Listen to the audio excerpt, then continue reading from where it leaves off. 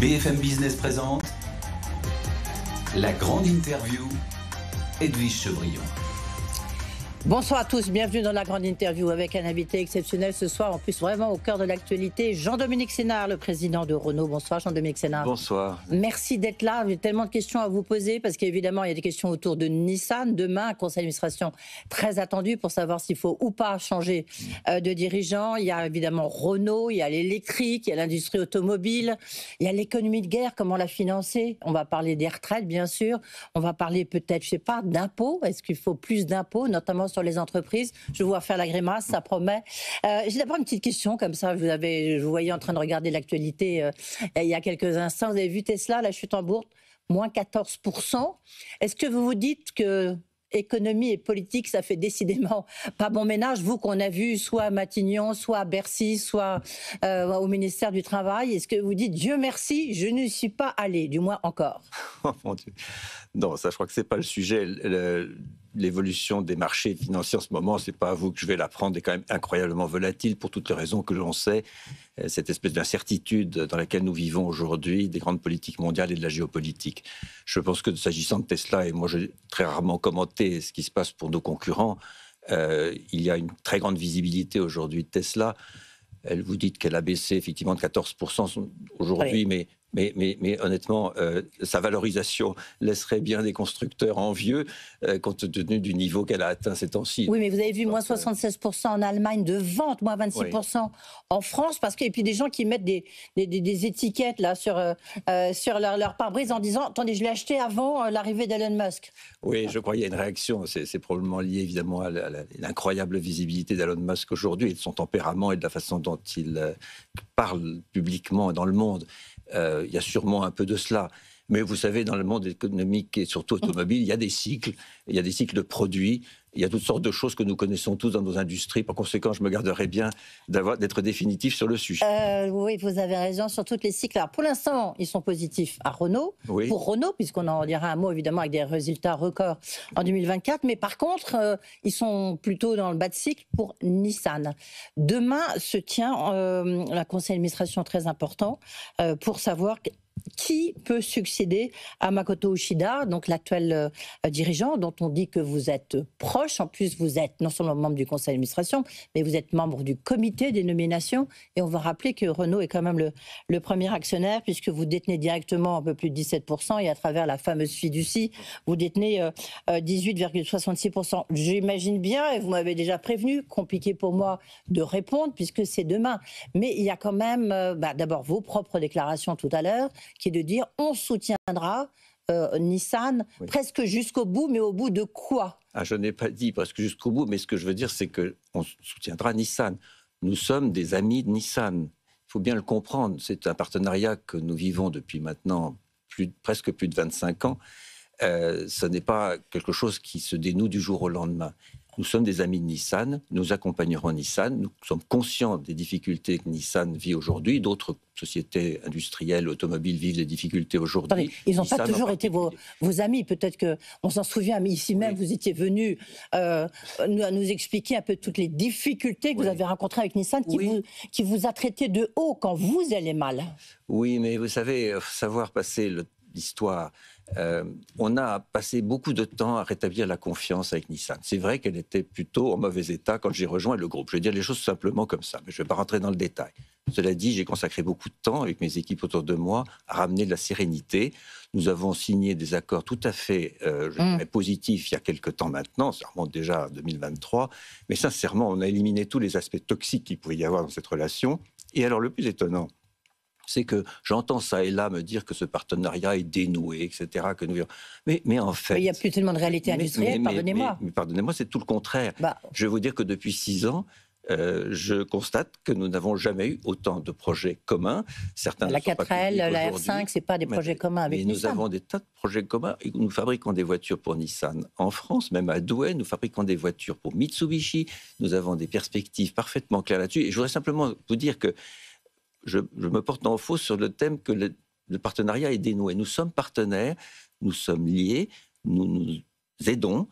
Et sincèrement, je n'ai pas l'intention de changer d'avis là-dessus. Voilà pourquoi nous accompagnerons Nissan. Nous savons que Nissan a des difficultés aujourd'hui, c'est entendu, c'est arrivé à d'autres.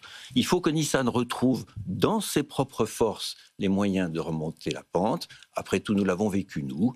Donc on sait à peu près ce qu'il faut faire. Et on va laisser, et si vous voulez bien, je crois qu'il faut considérer Nissan comme des partenaires.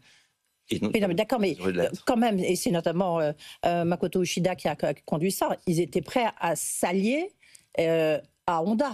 Donc, pas à s'allier avec Renault de nouveau, mais à s'allier avec Honda. Oui. Et c'est, après, ça a buté sur une question de valorisation et de le traitement de Nissan dans le nouveau groupe. Donc, dites-moi que vous ne pouvez pas me dire que ce sont nos partenaires à la vie et à la mort. Je vais vous dire, si Nissan crée des partenariats qui vont bien à Renault, on n'aura pas de difficulté. Je l'ai souvent dit, j'ai dit très clairement, ce qui va bien pour Nissan va bien pour Renault.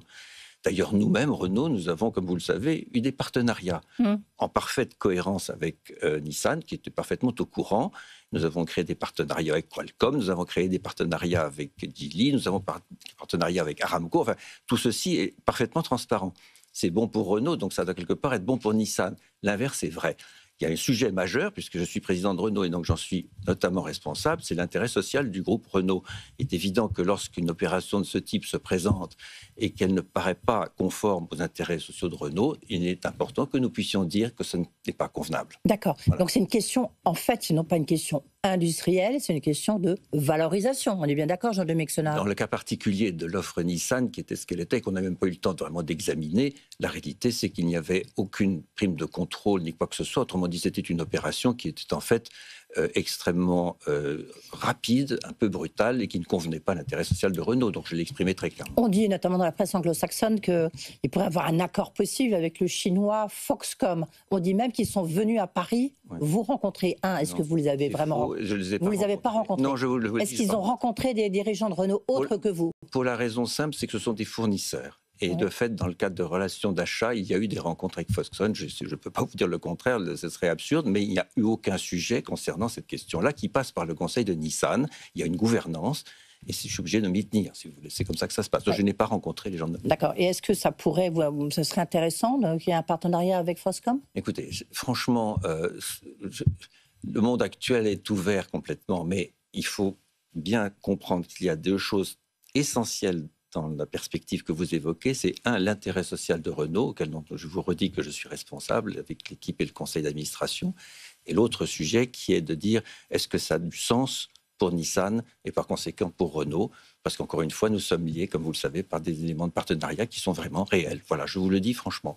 Demain, vous cherchez un successeur ou pas? Je ne demande pas de nom. Non, écoutez, je vais être très honnête avec vous, je me suis toujours appliqué une règle dans la vie. Les questions de gouvernance relèvent de la gouvernance. Il y a un conseil qui aura lieu. Il se passera ce qui s'y passera. Mais il ne faut pas m'en vouloir, mais je ne peux pas aller au-delà de ça. On a compris qu'en tout cas, la valorisation est un point quand même très important pour vous et pour Renault. À Renault, justement, on va parler de vos résultats historiques parce que j'avais reçu il y a peu de temps Luca De Meo qui disait non, nous, on est contre un peu les grandes fusions, un peu, regardez ce qui se passe du côté de Stellantis. Là où il avait raison, c'est qu'à l'époque, il n'y avait pas encore, il n'y a pas eu encore l'accident Tavares, si j'ose dire. Vous avez un partenariat avec Geely, le chinois, dans votre filiale Horst. La question qu'on peut se poser, parce que maintenant, vous avez quand même besoin d'argent pour votre filiale électrique Ampère, que vous n'avez pas introduit en bourse. La vente des actions Nissan, éventuellement, aurait pu vous servir à renforcer Ampère. Est-ce que du coup, puisque vous avez besoin de cash, est-ce qu'on peut imaginer que le partenariat que vous avez avec Geely s'étende à la partie électrique? Alors, je vais vous dire simplement, nous n'avons pas de souci de cash. Il faut être très clair. Y compris pour Ampère. Mais le groupe génère une quantité de cash qui surprend d'ailleurs le marché positivement. Les perspectives que nous avons sur 2025 sont de la même nature. Nous n'avons pas de problème de cash. Vous avez souligné gentiment les résultats du groupe. Ils sont effectivement excellents. Ils sont de records de l'histoire même de Renault. En plus, je le dis de la façon la plus saine qui soit, puisque ce sont des résultats qui sont fondés sur quelque chose d'extrêmement structuré. L'entreprise va bien, elle est saine. Elle a été redressée, je dirais, vraiment remarquablement par une équipe de tout premier ordre. J'ai été extrêmement fier de pouvoir faire venir dans le groupe des personnalités comme Luca De Meo. Il y a eu Gilles Leborgne, il y en a eu d'autres, etc. Ces équipes m'ont entouré lorsque j'ai rencontré cet ensemble de Renault. Et depuis, vous avez vu ce qui s'est passé. Donc le groupe va bien. Nous sommes vraiment, je dirais, stabilisé dans une période heureuse. L'équipe, et Luca De Meo y est pour beaucoup, a produit des voitures que les Français aiment bien. Je ne vous cache pas que c'est une grande satisfaction par rapport à il y a 6 ans, quand j'ai rejoint le groupe. On ne me faisait pas autant de compliments qu'aujourd'hui. Aujourd'hui, c'est dans la rue qu'on me fait des compliments et ça fait vraiment plaisir. Les gens aiment bien les voitures de Renault. Elles sont belles, elles sont d'une qualité exceptionnelle. Je dois ça à une équipe qui m'entoure et qui est absolument formidable. Alors écoutez, nous, on n'a pas de problème de cash et donc le sujet ne se pose pas du tout dans ces termes. D'accord. Et alors, est-ce qu'il se pose dans d'autres termes? Non, il se pose dans les termes que pour nous... Est-ce qu'il y aura un partenariat sur Ampère, si vous voulez? Parce que les Chinois, ils sont très très bons dans l'électrique. Enfin, écoutez, aujourd'hui, ce n'est pas l'ordre du jour, mais Geely est un partenaire. Vous l'avez vu avec nous en Corée, d'ailleurs, vous ne l'avez pas signalé, et que c'est effectivement très heureux, puisque ça nous a permis de faire revivre cette usine en Corée, qui est une magnifique usine dans laquelle nous produisons maintenant des Renault tout à fait remarquables, qui ont un succès fou. J'étais en Corée il y a quelques temps, je suis heureux de voir que les nouvelles voitures que nous sortons en Corée sont extrêmement bien reçues. Nous avons un partenariat avec eux, en effet, dans Horse. Et là, pour le coup, je dirais que c'est une voiture thermique, je rappelle. C'est ça, c'est juste Horse, qui est une société dans laquelle nous avons regroupé nos intérêts communs dans le moteur thermique, c'est-à-dire les moteurs, je dirais, thermiques purs, plus les moteurs hybrides, et dans lesquels nous confions à des très grands ingénieurs une possibilité de faire des progrès technologiques fabuleuses. Nous partageons cela. Il se trouve que nous sommes parfaitement complémentaires, Geely étant beaucoup plus orienté sur l'Asie, sur les très grands moteurs, et nous, sur le reste du monde, avec des moteurs moyens ou plus petits. J'ai rarement vu une combinaison aussi heureuse. Cette société marche admirablement.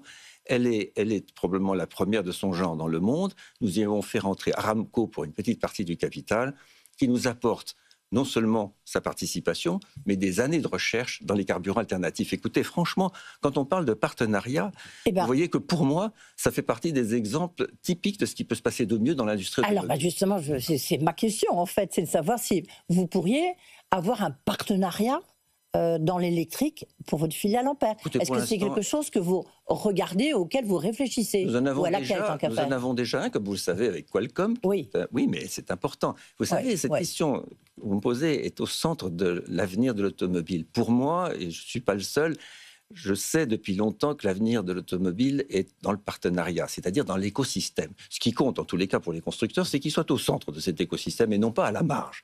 Mais une fois qu'on a dit cela, le monde a changé en quelques années. Je l'avais déjà senti quand j'étais président de Michelin. Le monde est en train de bouger vers cette espèce d'univers d'écosystème qui fait qu'aujourd'hui, on ne peut plus être tout seul. On ne peut pas, aujourd'hui, nous, fabriquer des puces électroniques. On ne peut pas tout savoir. Et d'ailleurs, on n'en aurait pas les moyens. Le partenariat est la chose la plus intelligente qui soit, parce que d'abord, c'est capitalistiquement assez simple, ça n'est pas coûteux, et en même temps, c'est du gagnant-gagnant. Dans le cas particulier, franchement, ce qui se passe avec Geely chez Horse en Corée et comme on l'a annoncé récemment en Amérique latine, pour moi, c'est absolument l'idéal du genre. Voilà, aucune domination de l'un par l'autre, il y a du partenariat. Donc il y en aura d'autres. S'il y en a d'autres qui se présentent bien dans ce genre, pourquoi pas? Oui, d'accord, un point quand même important. Si on regarde donc vos résultats, on va quand même rappeler votre chiffre d'affaires, 56,2 milliards, c'est quand même c'est en hausse de plus de 7,5%, non, un petit peu moins de 7,5%, avec une marge formidable. C'était votre plan Renaulution lancé par vous et Luca De Meo. Le prochain, il s'appelle Futurama. C'est quoi en fait? Vous le saurez, le moment venu, c'est forcément qu'à partir du moment où ce plan Renaulution, qui a été mené de main de maître par Luca et son équipe, après les premiers objectifs pour Renault maintenant. Les premiers grands travaux que nous avions faits avant son arrivée, est en train maintenant de se dérouler, et peut-être un peu plus vite que prévu, en tout cas mieux que prévu. Bien, il est évident pour nous, et c'est un point important que nous traiterons au conseil d'administration et avec l'équipe, avec lesquelles nous sommes très proches. Vous savez, l'équipe Renault, c'est quelque chose d'extrêmement vivant et très, très, j'allais dire presque familial. Nous le vivons comme cela, et nous allons, bien entendu, l'élaborer pour comprendre quelle est l'étape suivante pour Renault, quelle est sa stratégie, dans quel domaine nous allons développer. Permettez-moi de ne pas être, je dirais, trop vocal aujourd'hui, puisque ce sujet n'a pas encore été traité au conseil d'administration. Mais pour vous, c'est quoi l'avenir de Renault? Et que, bien entendu, Renault fera ce qu'il faudra pour rendre tout ça public le moment venu. Mais c'est quoi l'objectif quand même de Renault maintenant? L'objectif de Renault, voyez-vous. Ça y est, maintenant Renault va bien, va très bien. Oui. Donc c'est quoi pour les 5 prochaines années? On les capte pour ne pas rentrer dans votre plan. Oui. Non, mais écoutez, Renault a regagné son rang qu'il méritait, je crois, dans l'industrie automobile européenne. J'avais dit ça il y a 5 ans, au moment où, malheureusement, les résultats de Renault En quelque sorte, ça avait été un peu le moment de vérité, était probablement au moment plus où tout le monde se demandait qu'est-ce que vous allez faire dans cette galère. Eh bien, à l'époque, j'avais dit, ma chère, que nous allions retrouver le rang que Renault méritait. Je le croyais profondément, c'était pas évident, nous y sommes et c'est déjà formidable. À partir de là, je dirais que c'est plutôt une bonne maladie de savoir ce que nous allons devenir dans les circonstances actuelles. Nous avons les moyens maintenant de réfléchir, de bouger et d'être un peu actifs. On a un énorme sujet technologique. Vous le savez, pour moi, une priorité absolue, c'est que nous rattrapions les meilleurs dans ce domaine. Et je ne vous cacherai pas, et vous le savez très bien, qu'aujourd'hui, il faut reconnaître que la Chine a, dans le domaine technologique automobile, un temps d'avance. Oui. C'est un fait, reconnaissons-le. Ça ne me surprend pas vraiment. Je l'avais annoncé il y a 5 ans au Sénat dans un entretien qui est resté dans la mémoire des parlementaires. Une audition, c'est en train d'arriver très bien. Je ne tire aucun avantage d'avoir eu raison à l'époque. Mais en tous les cas, ils ont été très rapides, ils ont été très stratégiques. La Chine est en avance sur nous sur un certain nombre de thèmes. Les Chinois ont pris le volant de l'industrie automobile européenne. Nous devons rattraper ça d'une certaine manière. Ils n'ont pas pris vraiment le volant puisque nous y sommes. Et je crois que honnêtement, les produits que Renault sort aujourd'hui ne doivent rien à cela. Ils doivent à la force interne et à la passion de nos ingénieurs. Et je vous assure que là-dessus, je suis dans une admiration profonde. Mais le point principal, c'est que nous devons rattraper cette étape-là. Alors on s'y attache. Les équipes de Renault sont sur place, réfléchissent, comprennent ce que veut dire le succès chinois, comment est-ce qu'ils sont arrivés, comment est-ce qu'ils ont fait, au fond, pour aller si vite, comment est-ce que l'on peut ramener cela en Europe pour faire que finalement, les voitures que l'on produit, on les produise en moins de 2 ans au lieu de 4 ans auparavant. Comment est-ce que l'on peut faire ça moins cher ? Vous savez aujourd'hui que nous avons un sujet dans le développement du véhicule électrique qui est son coût. Oui, là, vous lancez votre 4L à 29 900. Nous devons, oui, mais on va y arriver.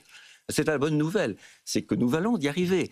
Et nous serons capables de sortir des véhicules, des petits véhicules électriques à moins de 20 000 euros assez prochainement.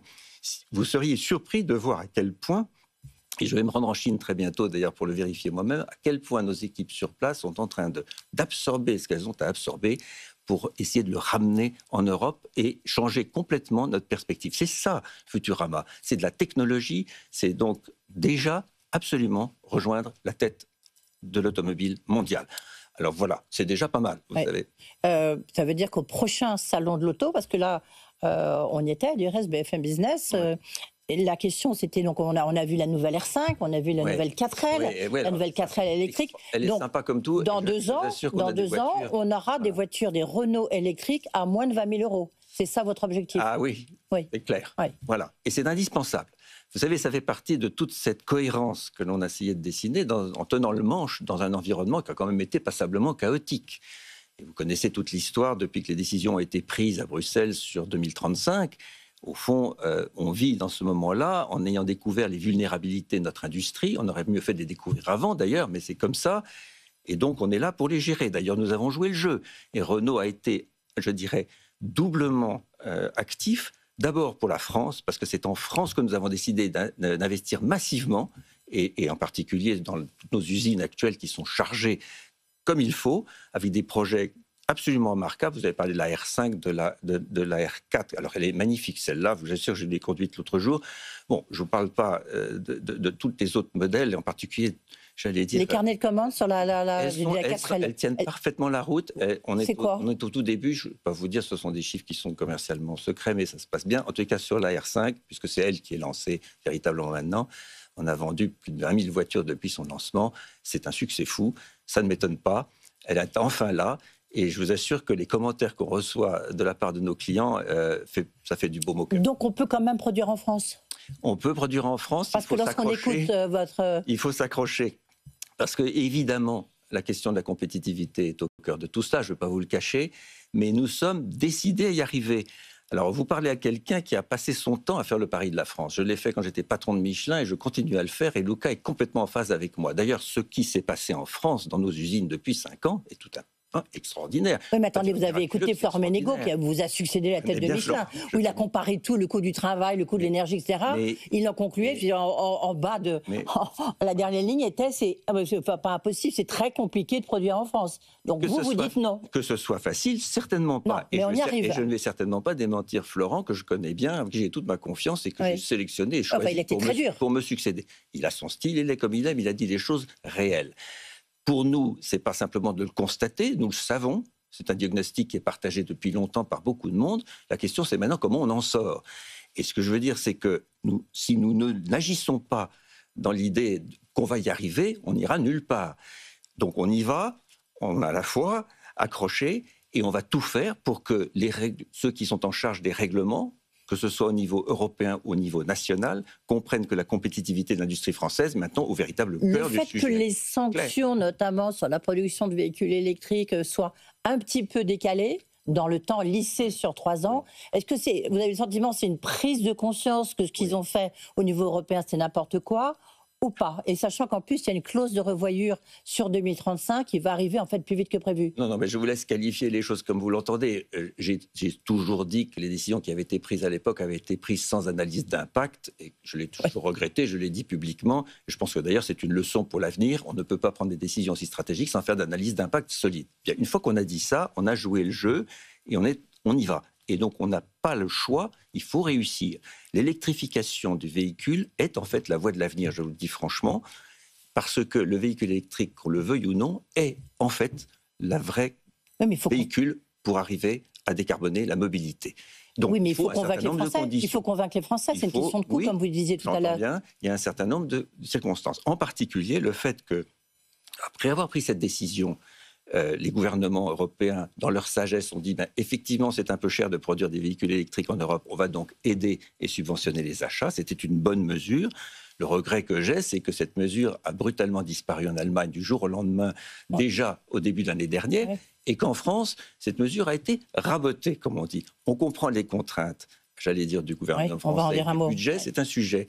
Mais elle a été rabotée, et surtout, il y a quelque chose qui n'existe pas en France, qu'on devrait avoir, c'est des subventions à l'achat pour les flottes. Vous savez, comme moi, que les flottes de véhicules représentent 50%. Oui, la moitié, grosso modo. Ce qui veut dire que quand on veut diffuser une stratégie et une nouvelle technologie, les flottes jouent un rôle important. Le fait qu'elle n'ait pas aujourd'hui la capacité de recevoir des subventions à l'achat pénalise l'aventure et peut perdre du temps. Donc je pense que la question du verdissement des flottes va se poser. Voilà.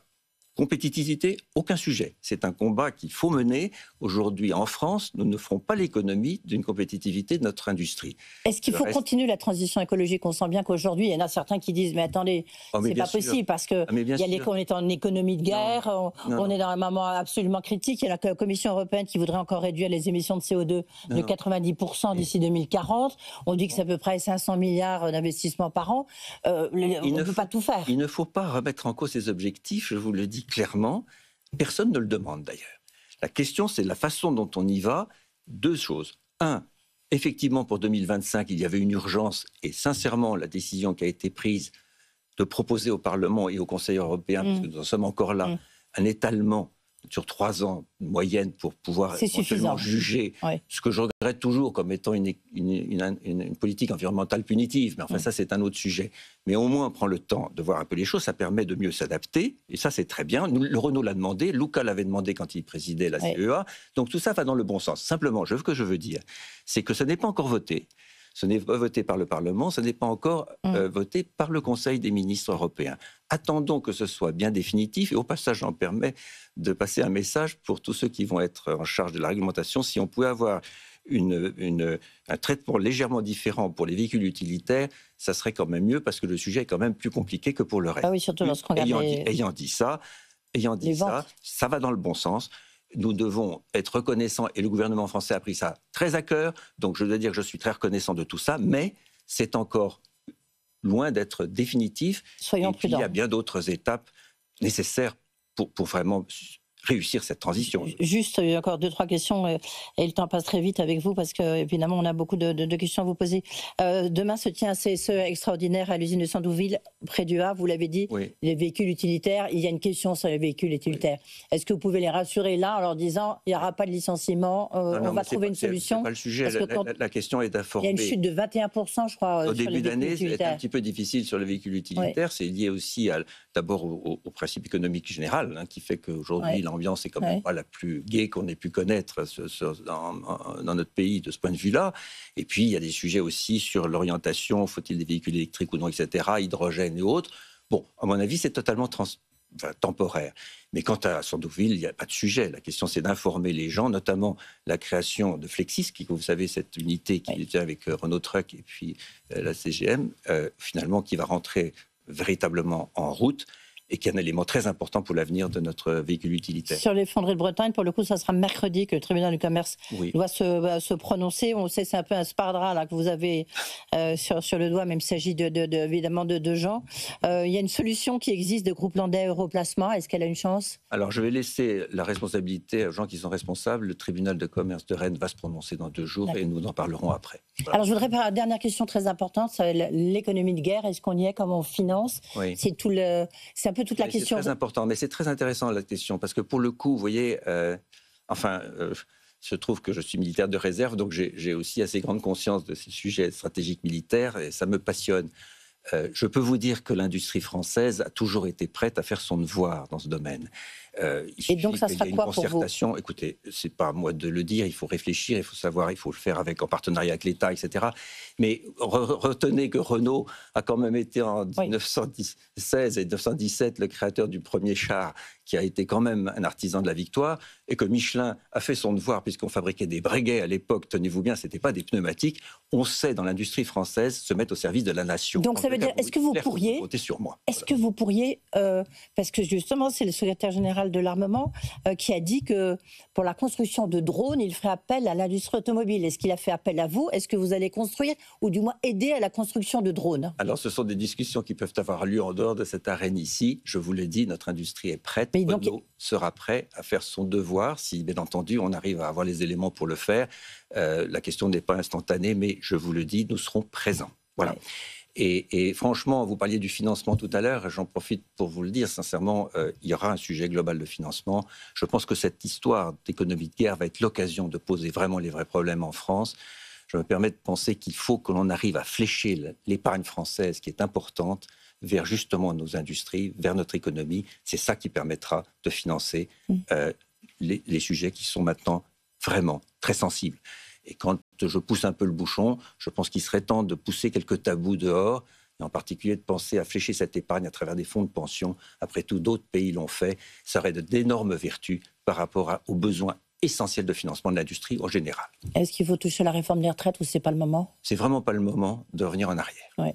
Au contraire. Et on dit que vous pourriez présider cette grande conférence sociale. Est-ce qu'on vous a sollicité? Alors là, vous me l'apprenez. Est-ce que c'est vrai? Vous me l'apprenez parce que non, de ce point de vue-là, il n'y a absolument rien d'officiel. Et d'ailleurs, le gouvernement... Rien d'officiel, mais officieux? Non, mais il y en a été question, en effet, je ne peux pas vous le cacher, puisque ça a été, vous l'avez vous-même diffusé, mais le sujet n'est pas à l'ordre du jour aujourd'hui. D'accord, ok. Merci beaucoup. Merci beaucoup, Jean-Dominique Sénard, d'être venu ici. Et puis mon conseil d'administration, visiblement, il va se passer des choses demain pour Nissan. Merci d'avoir été avec nous tout de suite, les experts, Guillaume Paul. La grande interview sur BFM Business.